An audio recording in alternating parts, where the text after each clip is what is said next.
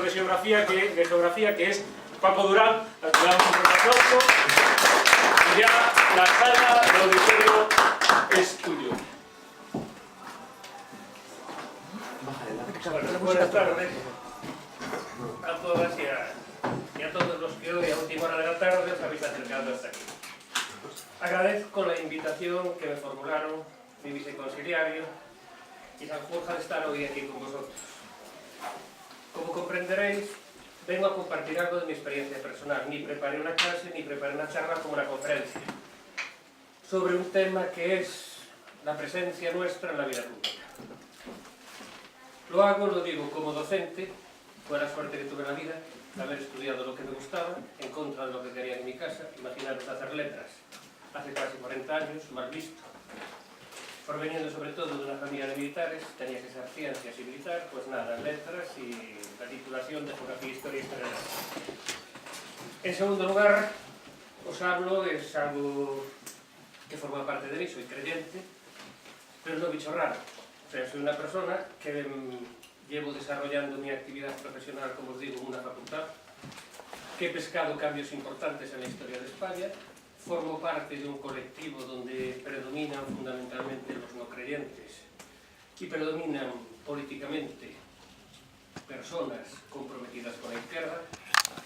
Tengo que decir que a lo largo de estos años lo único que he encontrado en la facultad ha sido respeto, comprensión y apoyo.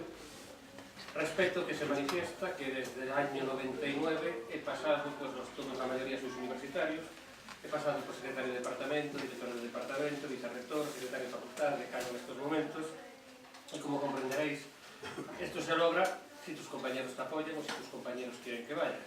Si no, hoy es fácil, no es como hace unos cuantos años que vendría el nombramiento, hoy por suerte es elección. Decía, San Jorge hace un momento, presencia pública. ¿Podemos o no podemos? ¿Debemos o no debemos?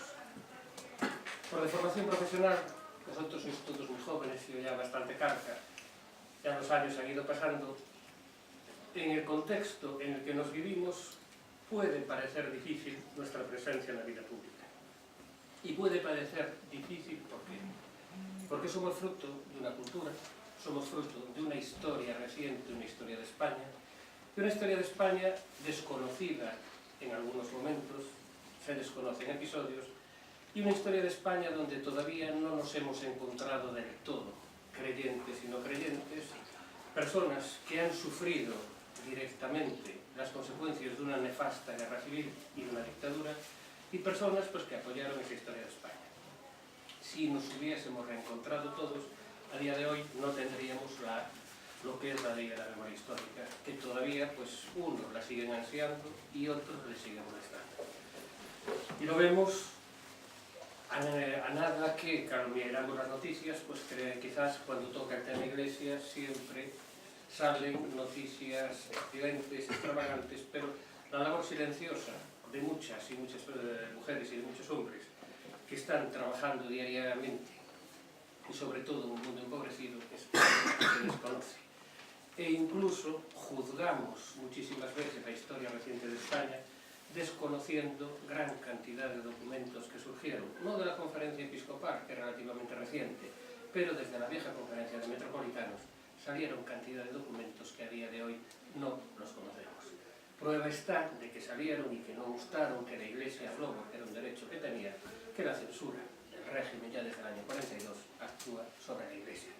Actúa sobre el primado en aquellos momentos cuando primaban y prácticamente fue afectada o se impidió la publicación de documentos, y salvo algunas diócesis muy contadas, como puede ser el caso de Sevilla, con don Pedro II al frente, muchos de los documentos eclesiásticos que clamaron sobre situaciones sociales, que clamaron por el perdón, por la reconciliación y el caminar juntos, pues no lo sabían. No se conocen o se desconocen. Podemos hablar, podemos participar como católicos.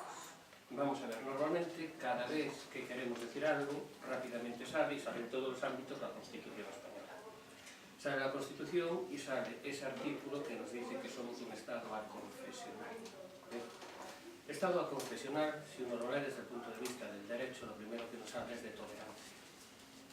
Si es aconfesional, lo hay, nos habla de convivencia. Si hablamos de un Estado profesional, sabemos que el Estado español, desde el año 1975, el concordato ya había fenecido, en el caso de la Católica, se acuerda, Iglesia-Estado, una serie de puntos, una serie de acuerdos, sabemos que se han suscrito pues, con la comunidad evangélica, con la comunidad musulmana, con la comunidad de iglesias hermanas cristianas, por lo tanto que el Estado ha intentado llevarlo adelante. Por un lado, el marco legal lo tenemos. Siempre estamos con el laicismo, con el laico. Una cosa es ser laico, sus legos, otra cosa es el mundo del laicismo. Yo os invito a que recordéis en la una imagen que nos queda grabado siempre, hablamos de Francia como Estado laico. Pensar en ese horrible atentado que tuvimos no hace tanto tiempo en Francia. Aquí igual molestaría que las campanas de Notre Dame, que digo, un Estado laico, estaban tocando a las 12 de la mañana y un acto ecuménico se celebra con la presencia de la autoridad civil en la Catedral de Notre Dame y no pasó absolutamente nada. Quizás el devenir histórico o la medicina a tiempo hace que algunos estados que no son confesionales, que son estados laicos, sigan manteniendo la cultura ampliamente de la convivencia. Insisto, nosotros, estoy persuadido de ello, ese nacionalcatolicismo que tantas veces decimos y que generalizamos para toda la Iglesia española, que no es cierto, es una realidad de la que todavía somos deudores. Podemos, digo, ley, si nos lo permite. Debemos, sí. ¿Por qué debemos? Porque lo peor que puede haber desde el ámbito cristiano es relegarnos a las sacristías. Eso es mi opinión personal. Si uno es creyente, no tiene por qué ocultarse. Nadie me puede impedir a que yo me vaya a la sacristía. Nadie me puede impedir a que la celebración sea en el ámbito de mi casa. No hay norma que me obligue y desde el punto de vista de cristiano, si algo tiene la dimensión cristiana, sobre todo la católica, es la dimensión comunitaria, la comunión, la comunión.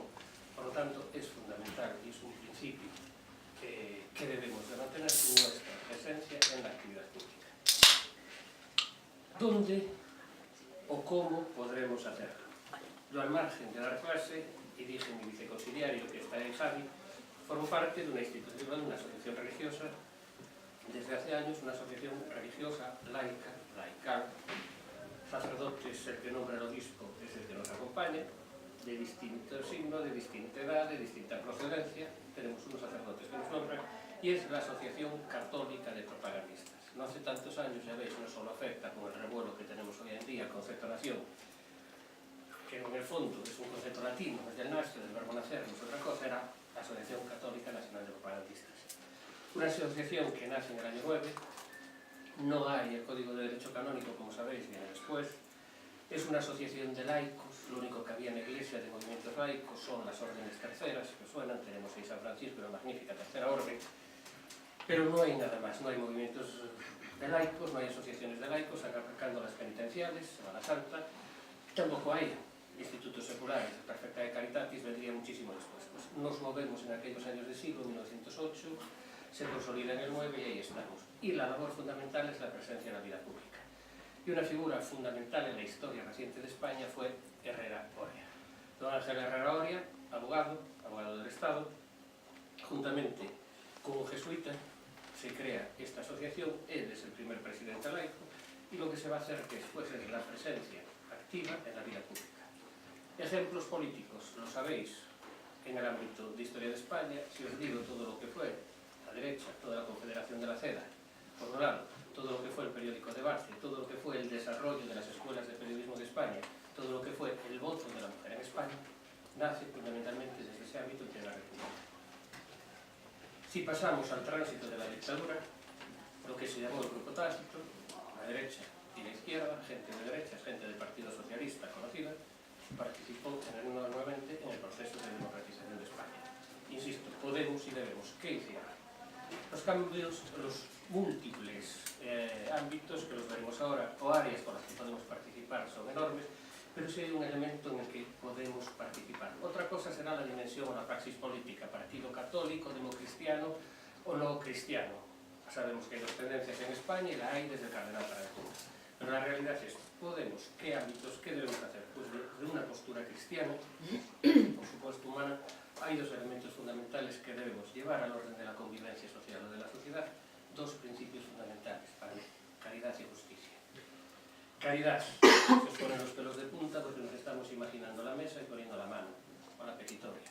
Caridad, desde el punto de vista cristiano, es un cuasi neologismo latino.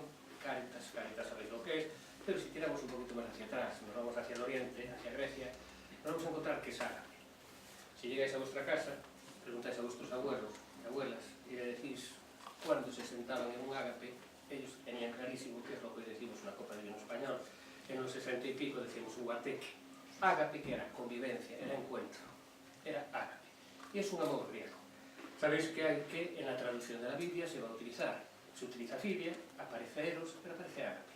Filia lo conocéis, es la amistad que podemos tener, Javi y yo somos amigos, es filia. Tenemos eros, no nos quedemos simplemente con el amor carnal, la cama, no quedémonos con ese amor posesivo. Y después tenemos ágape. ¿Y ágape qué es? Es un amor oblativo, es un amor que se dedica a aquellos, sobre todo a los que nadie se le dirige. Si pasamos al ámbito católico, sería ese amor universal, ese amor de invitación o de congregación sin banquete, sería un amor hacia todos y un amor de desprendimiento. Es decir, caridad, en principio, es compartir. En segundo lugar, es el ámbito de la justicia. Claro, si salimos de aquí y nos vamos a ver, como dicen en Santiago, la iglesia de las cuatro sotas, vamos a ver las virtudes, veremos que normalmente la justicia siempre nos la van a poner con una balanza. Si os pagáis fríamente, aquello que nos decía que es la justicia, que es honeste vivere, vivir honestamente, altero non avere, no hacer daño a nadie, y dar un qui que tribuere, dar a cada uno lo que les corresponde. Pues el dar a cada uno lo que corresponde nos tiene que interpelar. Yo no puedo dar a alguien que no tiene, o no le puedo dar, pero no le puedo exigir, si vamos en equilibrio, si es que está en equilibrio, que me dé lo mismo. O sea, ¿qué concepto de justicia utilizaremos? Quizás se ha luchado y hay un concepto hoy civil que utilizamos justicia social. La justicia social nace fundamentalmente desde el ámbito de la Iglesia. Es decir, nace porque, si seguimos al profeta Amós, queremos una justicia dinámica, una justicia que tengo enfrente e intentar hacerlo persona. No dar para que me den lo que ustedes, no, sino dar simplemente para dignificar y para hacer fundamentalmente a la persona. Por lo tanto, creo que caridad, que es amor, que es compartir, justicia, desde unos principios de justicia, debemos de estar, debemos de luchar, debemos de participar. ¿Qué ámbitos creo que podemos participar? Todos aquellos que nos afectan a la vida humana. Mi teología no es comparable ni a la de Sanjurjo ni a la de Harry, por supuesto que no. Hice aquello que me gustaba, fui saltando, no me atreví a examinarme con algunos aquí en el seminario, por tanto de vergüenza todavía me queda, pero fui haciendo así algo de formación. Pero sí hay una cosa que lo he llevado a la vida desde el punto de vista teológico y me funciona, que es hacer del prójimo lo sagrado. Y en el momento que hago del prójimo lo sagrado, me ha funcionado. El que tengo delante para mí es sagrado. Piense como yo, crea como yo, sea distante a mí, sea una persona con lápiz, que no comparto, no tengo ningún elemento común. Normalmente cuando uno escarba en las personas, sabéis positivamente que siempre encontramos grandes elementos comunes. ¿Cuál fue mi mejor lección de teología? Pues el compartir, donde más aprendí. ¿Sabéis? ¿Hay alguna que haga magisterio? ¿O que haya estudiado magisterio? Pues la andadura del magisterio desaparece esa placa, que era una vieja placa que iba de ahí de San Jerónimo y decía: non escola es el vitalique, no forma la escuela, sino que forma la vida, que es la gran maestra. Pues la gran maestra que tuve en un determinado momento fue en movimientos de voluntariado y en movimientos de atención pues, con personas que estaban sufriendo procesos de marginación social. Y uno de ellos, el más interpelante, fue en este edificio de al lado, hace ya muchísimos años, que era el Proyecto Hombre.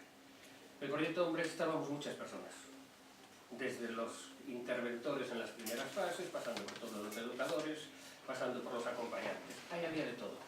Mayores, jóvenes, creyentes, no creyentes, de derechas y izquierdas, pero sí había un elemento común. Era el prójimo, eran aquellos chavales, hoy ya la edad va ampliando, los que ingresan, pero todos aquellos chavales jóvenes que estaban perdiendo su vida por una puñetera adicción.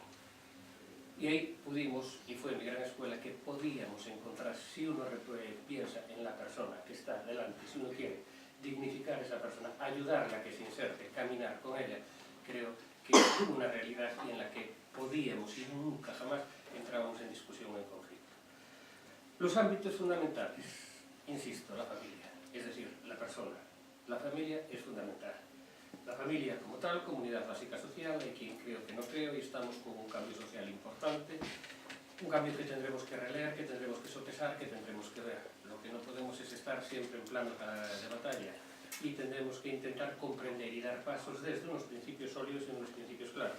Pero la familia y la sociedad son dos principios fundamentales que tenemos como cédula de convivencia. Y lo digo y lo mantengo, el tan llevado y tan traído derecho a la vida.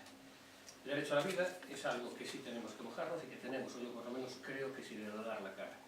Pero como siempre los titulares se nos acerca casi siempre al aborto. El aborto es lo único que nos centra, lo único que genera votos, lo único que nos hace presentes en la calle.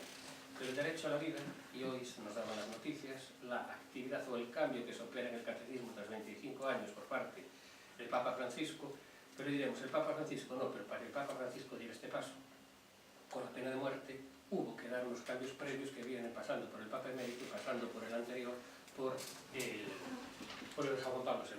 O sea, que hay cambios, o sea, hay elementos dentro de la Iglesia que no es un elefante que no se mueve, no es un paquidermo que no se mueve, sino que hay cambios que se sigue releyendo a la luz de los tiempos. Ese vocablo que hoy está en política tan ignaciano que es discernir, es la lectura a través de los tiempos. Pero la vida empieza y termina, y a lo largo se pierde la vida desde un primer momento, se pierde la vida con una pena de muerte, se pierde la vida pues, con el apartheid de los mayores, se pierde la vida con los procesos de empobrecimiento, están muriendo cantidad de personas a nuestro alrededor, jóvenes y niños, como consecuencia del modelo, con esta lógica racional que nos congregó, vamos, o nos conformó esta sociedad en la que estamos teniendo. Como comprenderéis, en el ámbito de la educación, yo creo que la cultura y la ciencia son ámbitos de evangelización. No estamos o no podemos estar en contra de la ciencia. ¿Cómo vamos a estar en contra de la ciencia si hoy nos echamos las manos a la cabeza porque Galicia envejece? Si gracias a eso, hace muy pocos años, años 50, años 60, si analizáis la evolución de los que seáis de ciencias de la salud, lo sabéis, hemos cambiado los parámetros de la mortalidad en Galicia. ¿Qué número de mujeres mueren hoy de parto en comparación con las que morían aquí, en el Hospital de Santiago, en el viejo Hospital Real, en los años 40, a principios de los años 50? No podemos estar en contra de la ciencia, no estamos en lucha contra la ciencia. Lo que sí está claro es que la ciencia necesita del humanismo. No podemos decir, como nos decía Pascal, dejó la bata, Descartes dejó la bata, cuando entró en el laboratorio después la vuelvo a poner. No, sino que hay que caminar con ellos y hay que dialogar conjuntamente con eso que llamamos científicos, es decir, con las personas que se dedican fundamentalmente a la ciencia experimental. Pero realmente es camino de diálogo. La cultura, pues evidentemente, en el mundo en el que formo, como comprenderéis, hay temas. Durante años impartí en la Facultad de Historia lo que se llamaba el subdesarrollo. Después me cambiaron la materia y era el tercer mundo.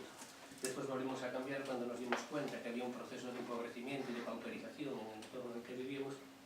Aparece la materia de pobreza. Hoy llamamos cooperación al desarrollo.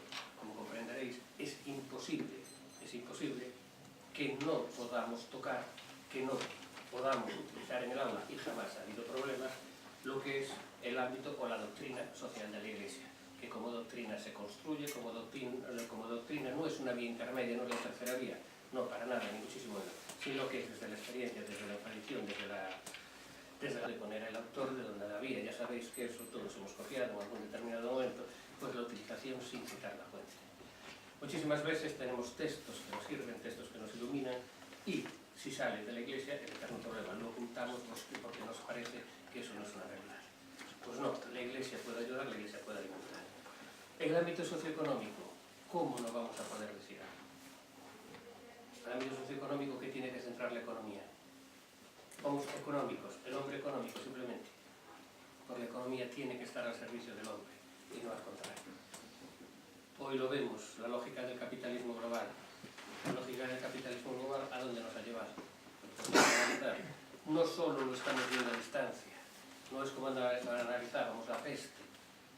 Las fuentes de Santiago, incluso las del obispado, hablaban de la peste cuando se veía lejos. Después que hablábamos de la enfermedad cuando nos llegaba dentro. Y después si era la preventiva decíamos el más malo. Pues cuando hablamos de la crisis veíamos los procesos de pauperización hace muchos años en el tercer mundo, que le llamábamos el mundo subdesarrollado. Pero nos dimos cuenta de que la forma de vida que tenemos, que nos ha llevado a este capitalismo global, nos ha llevado que los procesos de empobrecimiento, que los creíamos muy lejos, los tenemos aquí al lado. ¿Quién de todos los que estamos aquí no tenemos un familiar tenemos un amigo, no tenemos a unas personas que están sufriendo en estos momentos como consecuencia de que de falta de coberturas sociales, cuando tenemos personas que prácticamente no tienen ayuda. Estuve el sábado pasado en Sevilla y tuve la suerte, digo la suerte porque vi una pinacoteca magnífica que fue el Palacio Arzobispal de Sevilla. Es una verdadera joya. Nos recibió el arzobispo, nos enseñó todo el palacio, nos enseñó toda la pinacoteca y nos comentó desde castellano lo que le había costado inculturarse, vocablo, fe, sin cultura, y después evangeliza. Bueno, pues nos contó los problemas que él había tenido para llegar a Sevilla. Y nos dijo que Sevilla, entre los privilegios que tenía, que se encontraba el quinto barrio más empobrecido de Europa, ya no solo de España, con todos los problemas que eso genera. Pues tenemos una realidad, claro que podemos decir mucho. Sabemos que los procesos de marginación y exclusión social son fuertes y crecientes. Leí no hace mucho, en un texto en El País, me parece que era, una frase dura, y decía que hoy es preferible ser explotado que marginado. Lo cual nos dice bastante. Podemos decir algo, sí. Y es tan sencillo como centrarnos fundamentalmente en la persona. El tipo de trabajo que realizamos, cómo realizamos ese trabajo, cómo compartir el trabajo, algo que es un debate amplio que desde los años 80 finales va a estar ahí. Cultura, familia, podríamos decir la familia en sentido amplio, todo el ámbito de la cultura, ciencia, un diálogo que tiene que estar, y el mundo económico. El mundo político. En el mundo político, evidentemente, no hay por qué callarse. Cada vez que la Iglesia dice algo, siempre tenemos conflicto. ¿Por qué? Pedimos una cosa, libertad y respeto. Libertad y respeto que tienen otras instituciones. Libertad y respeto de que yo pueda manifestar, no imponer. Yo no debo imponer. Hace muchos años que aprendí que la fe se ofrece, pero nunca se obliga. Por lo tanto, yo puedo hacer una oferta, yo puedo convencer, podré decir, o podremos decir, cuáles serían los parámetros desde una lectura del Evangelio. ¿Cómo lo hacemos? ¿Cómo podemos hacer realidad en el contorno en el que nos vivimos? Pues desde la lectura de la Biblia, desde la doctrina social de la Iglesia, ¿cómo podemos hacerlo en el ámbito en el cual nos estamos moviendo? Políticamente, si queremos como estructuras políticas, yo puedo participar. Os dije una asociación en la que es presencia activa en la sociedad, pero yo si quiero participar no tengo por qué ir con la bandera de la Iglesia por ninguna parte. O sea, tendré que decir, porque no puedo disociar católicos a la veda para casa, a la sacristía. No. Es difícil, y todos lo sabéis, disociarlos de nuestra vida. Lo que pensamos en el plano moral, en el plano ético, lo que somos lo desarrollamos exactamente igual en el interior que en el exterior. Si no entraríamos en conflicto y fuera el fracaso seríamos nosotros mismos. Yo tengo posibilidades de poder y debo decirlo. Otra cosa es si los queremos estructurar. Sabéis que en el tránsito pues tenemos los partidos cristianos, la democracia cristiana, la socialdemocracia, también con tintes católicos. Desde la conferencia episcopal, desde los años de la transición, se intentó quitar católico. Acierto, error. Hay algunos, Sebastián, que aún anda por ahí, Sebastián es los que decía que sí lo deberíamos de poner. En algunos países europeos y sigue funcionando, en España. ¿Yo qué creo? Pues creo que el haberlo retirado fue un acierto. Fue un acierto porque todavía nos quedan años de camino para podernos reencontrar y para poder hablar o llevar un tinte que ponga católico. Si no, generaría, evidentemente, por la falta de formación, generaría enormemente un conflicto social todavía importante. Los que estáis en la universidad, que creo que seréis la mayoría o habéis estado, pensar que no tenemos la pastoral universitaria, en la página web de la universidad no aparece. Os invito a que vayáis a otras universidades, no hay problema. ¿Cuál es la desgracia que tenemos? Pues en el ámbito de letras, la mayor parte, yo estuve 20 años ahí, después 23, llevando el decano de Rey Clases, y el 90% de los varones, cuando yo entré, eran todos ex-seminaristas o ex-sacerdotes. Empezando por mi facultad, por figuras como don Manuel Lucas, por poner algún ejemplo, y siguiendo por el padre Oro, el padre Garrebago, la presencia de sacerdotes y la presencia de ex o ex-seminaristas era una realidad que estaba ahí. Entonces, ¿qué ocurre? Vamos a ver la presencia de decir hoy un hecho tan puntual como sería una pastoral universitaria. Es difícil, San Justo lo sabe, los que han pasado previamente, porque incluso hemos tenido conflicto por divulgar los correos a todo el mundo. Aquí me pedíais que firmara, no pasa nada. En cambio, en la universidad yo no puedo largar un correo que ponga pastoral universitaria y lo sabes de sobra. Cuando llegué a vicerrector, el primer conflicto nada, que se superó perfectísimamente y vino por docentes, simplemente que de vez en cuando hay que largar así un alfiler o poner así una chincheta, pues llegó el profesor Durán y ya de nuevo volvemos a tener relación con la Iglesia. Como comprenderedes, por moitos anos que teño era estila, que é moito máis bella que a min. E era simplemente que cambiara a institución que la llevaba. Es un cambio, se era la Fundación A, se pasaba a llamar Fundación B. No era otra cosa. Tiene bastantes años donde baila el perro. Entonces, pues simplemente eso generó aquel determinado, llega Paco, bueno, llega el profesor Durán, ya volvemos a tener relaciones con la Iglesia. Bueno, tú estás, ha pasado Piso, ha pasado Roberto, pasó Francisco Rojas. Bueno, había dificultades, es un camino que hay que andar y eso es una realidad. Pero políticamente, insisto, es un debate amplio. Sí es cierto que en determinados partidos, tanto digo, hoy diríamos constitucionalistas, tanto en el ámbito del PSOE, a escala local, a escala gallega, a escala estatal, como en el ámbito del PP, como sabéis, hay personas creyentes y personas no creyentes.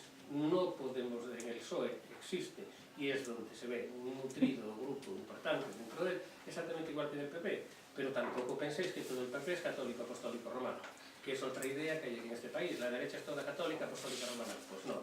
Y prueba que si fuera, pues algunas leyes que tenemos por ahí pues son cuestionables y sería necesario pues poderlas revisar. No sé el tiempo que llevo soltando rollo. Media hora. Pues vamos a ver, os conté esta experiencia, creo que son los ámbitos y ahora os digo como el alumnado, a preguntar lo que queráis. Si lo sé, lo contesto, siempre contestaré desde mi experiencia personal y si no lo sé, pues tengo tanta tranquilidad de decir que no lo sé. Tengo aquí dos personas que me pueden ayudar y espero que la participación sea de todos.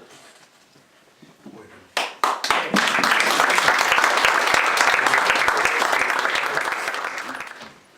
Cuando uno está tan desanimado a nivel político, ¿qué hacer cuando es muy importante nuestra...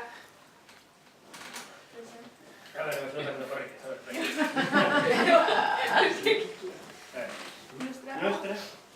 aportación activa, ¿no? Para cambiarlo. A ver, cuando uno... Cuando uno está tan desanimado a nivel político, ¿qué hacer cuando es muy importante nuestra aportación para cambiarlo? Vamos a ver. El desánimo es algo que se viene percibiendo desde hace años con respecto a ¿qué? A las formas tradicionales de participación política. Es lo que puedo observar. ¿Qué notamos nosotros en estos años? Si os digo, la comunicación diaria del día a día con gente joven como vosotros en el aula y en mis hijos.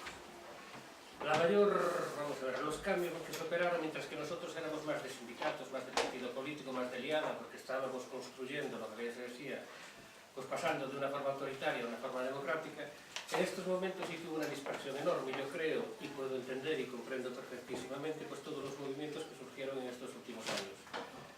Frente a esa imagen negativa y de desánimo, yo creo que la participación civil ha sido importante y la movilización de jóvenes es importante. Primero, ¿qué nos dijo? ¿Qué pensáis? En segundo lugar, que hay espíritu crítico. En tercer lugar, que había algo que no se contaba, que era una masa silenciada. Estos días estamos teniendo problemas en Cataluña y hemos visto cómo había un colectivo que se veía, pero había un colectivo silenciado. Pues hay gente silenciada. ¿Qué ha pasado? Pues creo que se ha canalizado fundamentalmente hacia movimientos o hacia movimientos alternativos lo que fue toda la participación. Desánimo. Vamos a ver, me cuesta entender el desánimo. Soy positivo por naturaleza. Y a pesar de la adversidad, incluso la adversidad me hace cuando tengo momentos que también los he tenido, como habéis tenido todos, sí, no, la vida siempre nos da hacia algún postre, siempre procuro ser positivo y siempre procuro mirar al final del túnel para ver la luz. Creo que el desánimo no conduce a nada, lo que hay que hacer es participar. Creo que existen estructuras lo suficientemente amplias y lo suficientemente diversificadas, desde los cauces más tradicionales, partidos, sindicatos, pasando por otros tipos de movimientos, que hay muchos, donde poder participar. Creo que formamos parte de un colectivo, formamos parte de una sociedad, y es lo mismo que cuando criticamos la Iglesia o criticamos cualquier partido neutro. ¿Qué hacemos? ¿Me largo? Digo adiós, no hago nada, o me quedo dentro, asumo y participo. Pues si formo parte de una sociedad, formo parte de ese colectivo, yo creo que hay que intentar, porque es necesario participar. Estoy desanimado, pero cualquier persona desanimada, por muy desanimado, tienes unos principios, tienes unos valores, tienes una ideología. Y creo que es necesario aportar. Y sobre todo cuando los jóvenes que vamos ya recorriendo la última etapa del camino, pues vamos finiquitando, pero lo que no me podéis decir desde un primer momento, estoy desanimado. Creo que la incidencia y el dar la cara, sea por el lado que sea, es necesaria y debe de estar. Lo peor que puede hacer es una sociedad que es la nuestra, Galicia envejecida, que los jóvenes no se vean. Has señalado campos de acción en los que manifestar esa presencia de la Iglesia, cultura, ciencia, familia. ¿Cómo podemos hacerlo, cada uno en nuestro ámbito? ¿Qué actitudes debemos fomentar? Vamos a ver, yo sigo bastante a Pablo VI. Pablo VI era el Papa de mi época. Fue el Papa que me coincidió pues, con las que tenéis vosotros. Son 23, visto y lo visto, y después vino toda la obra de Pablo VI, los cambios del concilio y el sufrimiento de aquel hombre que todos lo pudimos percibir y lo podéis ver en todos los documentos que existen. Creo que siempre decía que hace muchísimo más aquel que actúa que aquel que habla.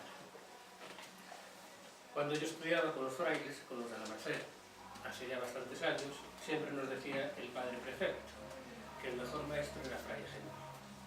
Entonces creo que en cualquier orden que os mováis, siempre el testimonio y la coherencia de vida es aquello que de verdad interpela y valora. Y os lo digo, cantidad de veces delante de mí, no estoy pensando simplemente, y no estoy pensando, podría dar nombres ahora mismo, de alumnado que ha pasado a lo largo de estos años y que desde que estuvo en la facultad eran personas que desde la derecha o desde la izquierda creían que sobre ellos eran coherentes en la vida. Y esperabas esa respuesta de él.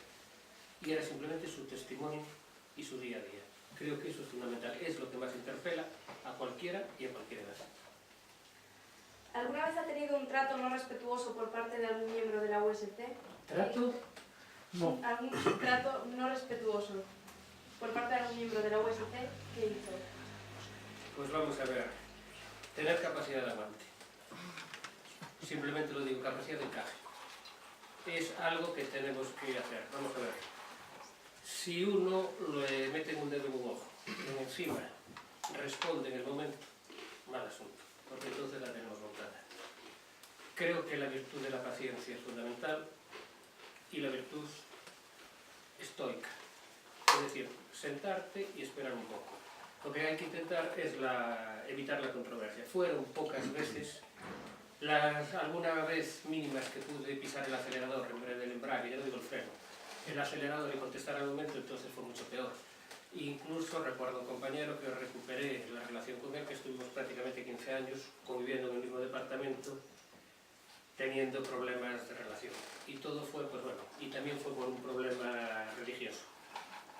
Tuvimos un distanciamiento enorme, pegó un cambio fundamental, discutimos y eso no genera nada. Falta de respeto. A veces falta quien puede, no quien quiere.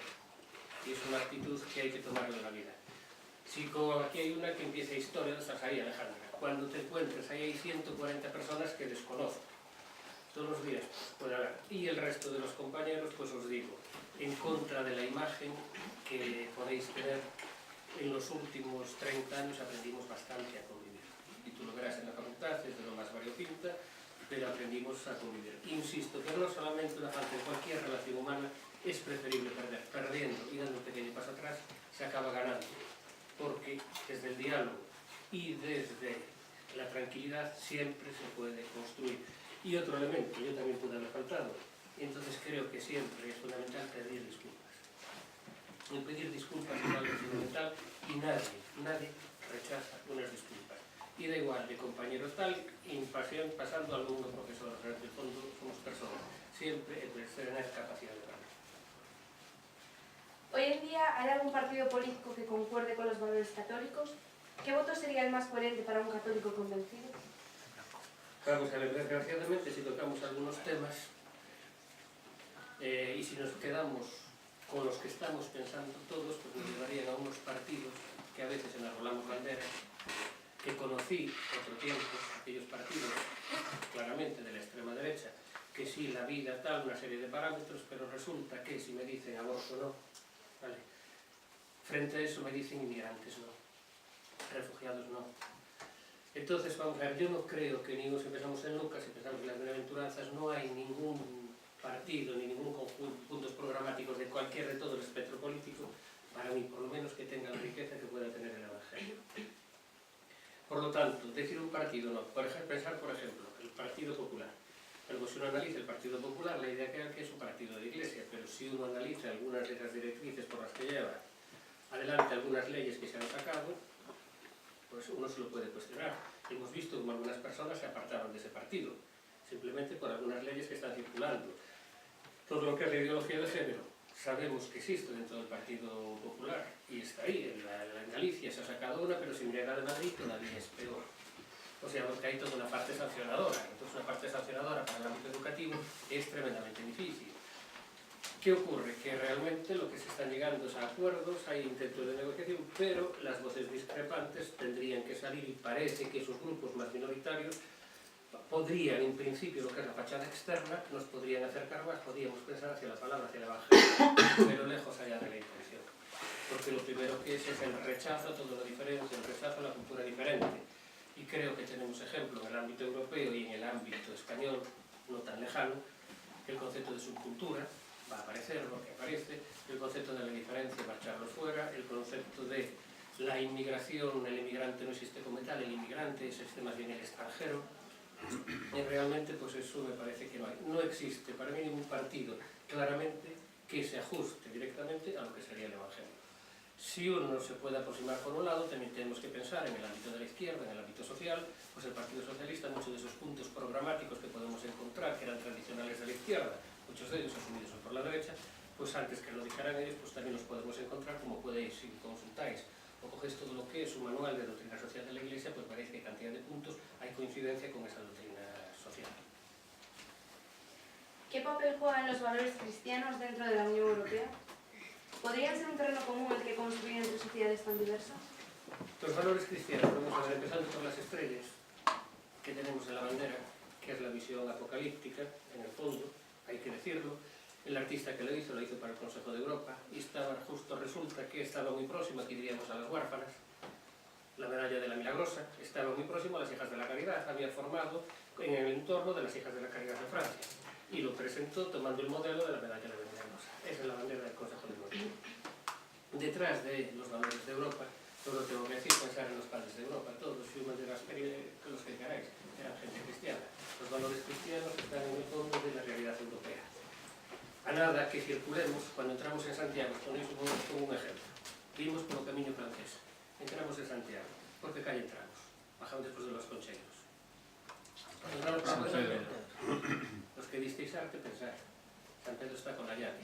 Cruzamos la puerta del camino. ¿Quién nos acoge? ¿Quién acoge cuando llegas a una casa, una madre? ¿Cuál es la primera parroquia que nos acoge en el camino? Santa María. Si no nos lavamos bien en la Bacolla, es verdad que nos encontramos las ánimas en el camino. Cuando llegamos a Cervantes nos vamos a encontrar a San Benito. ¿Quién es San Benito? El patrón de Europa. Y después bajamos a la casa del Señor. ¿Quién va por Artúa Meride por el camino? En definitiva, ¿qué tenemos? Nos vamos a encontrar con el arte. El arte no simplemente ver la fachada, el arte de la interpretación, es el pensamiento plasmado en piedra, en pintura, en escultura. Europa, vayamos a Colonia, que están las catedrales, vayamos a Italia, vayamos a Grecia, ¿qué nos vamos a encontrar? Nos vamos a encontrar que en el fondo se está hablando de unas enormes raíces cristianas. Y da igual en los países reformados. Pensar en la iglesia de Ángel, por ejemplo. Quedáis a Londres, en el mismo momento que se está haciendo, donde se bañan, cada vez que juega la selección inglesa en la plaza de Trafalgar, en Londres tenemos la columna de Nelson, ¿os suena, no? La imagen. La columna, que es la columna trajana. En el fondo, con toda la aceite, que es la cultura que está mirando al Mediterráneo. Pero en el mismo momento que se está haciendo esto, que se está haciendo el Big Ben, que todos conocéis el Parlamento neogótico. Porque la Iglesia de Inglaterra no habla del gótico, le llaman el estilo inglés. Desde que se separa, ¿qué lenguaje utiliza? Pues utiliza el gótico. Y nos está hablando en aquellos momentos, o sea, el arte, en el fondo, que lo estamos viendo, es la Iglesia, es la política, porque son confesionales, tiene ese modelo. Entonces, Europa, todo, las raíces, y eso sí se dijo aquí, lo dijo Juan Pablo II, y a nada que vayamos hacia atrás, acordaros de Campo, de Brás, y vamos tirando para atrás todos los proyectos de Europa, los proyectos de los príncipes, generalmente los proyectos federales, confederales que tuvimos a lo largo de la historia, nos vamos a encontrar que tienen una fuerte raíz cristiana. Y esos que desconocemos, en cambio, los peores momentos que tuvimos en Europa pues fueron los momentos de imperio, los momentos en que utilizamos la fuerza. La última la tuvimos en el tercero con el Anlus y con todo lo que fue el espacio vital de Alemania. Pero en la realidad, los que visteis antes, acordáis de David, la consagración de Napoleón. O sea, nos vamos a encontrar que los momentos de imperio fueron momentos duros, pero los proyectos que hubo, y hay algunos, como el de Cuadrán, que es muy similar al que sería la Unión Europea en estos momentos, está detrás una fuerte base y una fuerte tradición cristiana. ¿Por qué la Iglesia, haciendo esfuerzo por evangelizar, no hace nada por terminar con la cultura y la visión negativa que tiene la sociedad hacia ella? Eso tendrías que preguntárselo quizás a otras dos personas, a Ricardo y a ella. Vamos a ver, la imagen de la Iglesia. Quizás me reitero y repito lo que os dije antes. Somos deudores de un pasado desconocido. Somos deudores que funcionamos con una serie de tópicos de la Iglesia anterior, aquel tercio y aquella participación de la Iglesia en las Cortes Orgánicas, aquella utilización por parte del gobierno y del partido único que había en aquellos momentos por parte de la Iglesia, condicionó enormemente esa visión negativa de la Iglesia. Os pongo un ejemplo. A día de hoy, y antes os ponía la referencia, pero os lo voy a decir, la Iglesia nunca pide perdón, acabo de hablar de perdón. La Iglesia no pidió perdón por la guerra civil. 1942, Isidro Gomá, primado de las Españas, lecciones de guerra, deberes de paz. Intervenida por el gobierno, prohibido publicarla. Hemos tenido figuras, pues, desde el cardenal Segura, como os decía antes, Gomá, que se atrevió a dar los primeros pasos en aquellos momentos, Vidal y Barraquer, que lo teníamos en Tarragona. La Iglesia ha actuado tal con el pan nuestro de cada día, aquella famosa carta pastoral que tanto revuelo montar en su momento, y tuvimos toda una serie de movimientos de la acción católica que estaban ahí, que estaban detrás, que estaban participando, que estaban cambiando, y eso los desconocimos. Teníamos la JEP, por aquí en Santiago, estaba la JOC aquí en Santiago, y había pero una iglesia silenciada, una iglesia que no estaba probablemente bien vista por la gente, pero muchos de los que conocéis y muchos de los que se están ya jubilando en Madrid salieron, y aquí en Galicia, salieron fundamentalmente del ámbito de la fe. Y algunos de los que estáis aquí podríamos dar nombres que pasaron e incluso ocuparon altísimos puestos dentro de la Xunta. Y en los momentos de cambio salieron fundamentalmente de la formación que tuvieron aquí en Santiago, en la JOC. Todos sindicatos que se hicieron de la Iglesia, sindicatos de tipo agrario, los que sois de Santiago. Pensar en acciones de la Iglesia que llegaban al plano social. ¿Cuántos conocéis Guadalupe y Vite? Toda la parte baja de Vite. Toda la parte baja de Vite son los patronatos el patronato de Fátima, eran todos los viejos patronatos que crean don Fernando Quiroga Palacios, a raíz de que de todo el modelo herreriano que se estaba haciendo en Santander, que se hizo en Málaga, todo el patronato de la vivienda. Y eso iba que frente a los modelos oficialistas del régimen que tenemos en Chopana, que tenemos en Ramírez o que tenemos de arriba en Salamanca, la iglesia particular, pero eso prácticamente no se veía. Quizás el espejismo, la participación y las capas magnas en las Cortes deterioró enormemente esa visión de la iglesia. Y después, ¿qué ocurre? Hay temas de la Iglesia cuando salen que son temas que socialmente no nos gustan y son temas que a veces hacen falta votos, y entonces cada vez que habla la Iglesia, y también incluso porque a veces nos puede interpelar como conciencia, como persona creyente y no creyente, porque a veces interpela. ¿Cuál crees que es el ámbito en el que es más necesaria la presencia de la Iglesia barra los cristianos? Yo creo que en todos. Y no lo digo claramente, lo que no podemos es abordar todo. Hoy que los que estáis estudiando nos bloquean con las competencias transversales, sería imposible que yo, Paco, evalúe todas. Me pongo de acuerdo con todos y cada uno que en aquel ámbito donde más o mejor se encuentre. Yo me puedo encontrar, pues ya por edad, aquí más distante con vosotros. Igual yo me encuentro muchísimo mejor en el asilo de San Marcos, no por tanto. Realmente, lo digo en serio, a la hora de participar, pero creo que todos en el ámbito donde nos movemos, desde el inmediato, en el núcleo, pareja, familia, partiendo desde ahí, en todos los ámbitos donde estamos, todos podemos aportar algo. Y de verdad, sí insisto, que es fundamental, sin imponer y siempre abierto, que el que tienes de lado puede ser agnóstico, puede ser ateo, siempre partiendo de que este lado también tiene una serie de valores humanos que son aprovechables, porque lo cristiano es humano. Entiendo que hay que tener las cosas claras, pero ¿qué papel juega la formación? No tenemos por qué ser todos teólogos, pero... El primero que no soy yo. En segundo lugar, creo que si algo, yo cuando me licencié me dijeron que se terminaba. Tuve que hacer la tesis y no pude dar clase, tuve que hacer la tesis, pero después resulta que ahora tengo que andar haciendo todos los puñeteros años cursos tras cursos tras cursos. Vale, Es decir, eso que ahora le llamamos formación permanente. Desgraciadamente, ¿qué ocurre muchísimas veces cuando estamos hablando con personas? Insisto, personas, creyentes y no creyentes, todos más o menos, hoy cada vez menos, pero los de mi edad, incluso si tiramos para atrás, todos tenemos una formación religiosa. El problema es el tipo de formación religiosa. Lo que no podemos seguir en algunos momentos es pegados al catecismo del Padre Asteto o del Padre Ripalda, porque evidentemente se escribieron en un contexto determinado hace 500 siglos. El problema es, si me dice que las obras de misericordia son aquellas que no se deben a la justicia, baje de lo vea. Yo solo estudio en el catecismo de pequeño. Es un horror.